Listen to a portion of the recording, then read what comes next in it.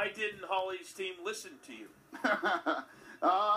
You know, her manager, she has a manager who is a really old boxing guy, and you know, he's one of those guys who thinks he's smarter than everybody else. And you know, the big fight, the fight of Holly's career was waiting for that Ronda fight. But you know what? She stepped up. She took a chance. This is the fight game, and it didn't go her way tonight. You know, that was a really close fight. I mean, Holly Holm was, I think, 40 seconds away from winning that fight. I mean, do you think she deserves a rematch? Is that what we're going to see?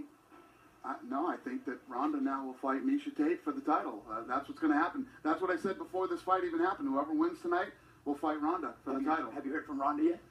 I text Ronda. Ronda wasn't watching the fight. I text Ronda, and she said, "What happened?" And I said, "Miesha just choked her unconscious." And she said, "Oh, looks like I got to get back to work." Ooh, exciting. I don't know what that means. Yeah. I don't know if she means acting or fighting or whatever. You know, she's scheduled to not. I already know what you're going to ask me. She's scheduled to not come back until October or November.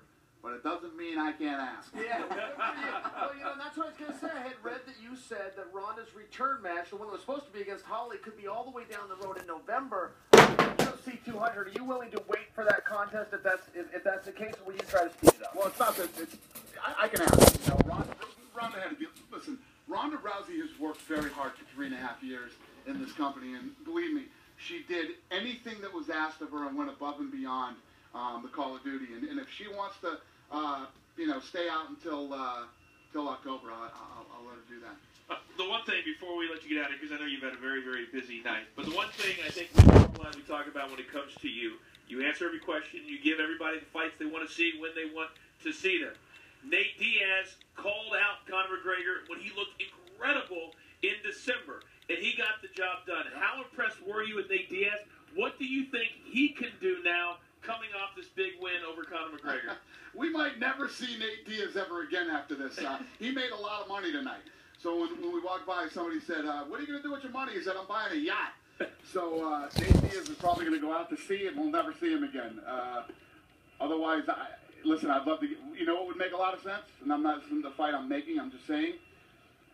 Him and Robbie Lawler would make a lot of sense. His brother beat Robbie. Robbie is now the world champion, and Nate became very, very popular tonight. So we'll see what happens with Nate. But listen, for me to try to predict what one of the Diaz brothers is going to do, who knows, man? We watched you all week, and every time you picked up the microphone, your face was like, "Oh, Lord." But we appreciate you announcing the final Sports Center. We've got plenty of love for you here.